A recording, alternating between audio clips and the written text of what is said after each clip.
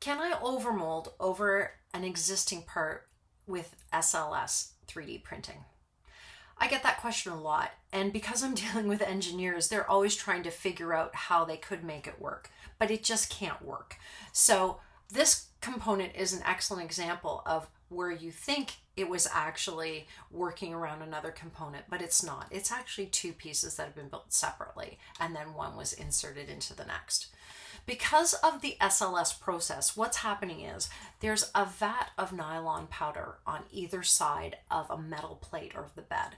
And then what happens is the bed drops down, usually 4,007 inch, and then a roller comes along and sinters or melts that first layer. Then what happens is the bed drops down another 4,007 inch, and then another layer goes across, and the first layer is sintered to the next layer, and so on and so on. So what's happening is it's building it and then going down.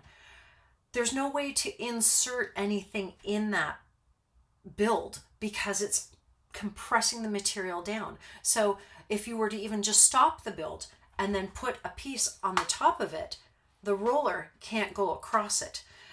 So it's not like it can just sort of build around it or put the material around it.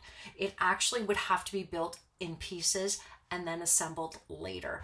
But if you do have a component that you wanted to do this with, let us know, because we've gotten very good at figuring out how you can do an overmolded part with SLS that isn't truly overmolded.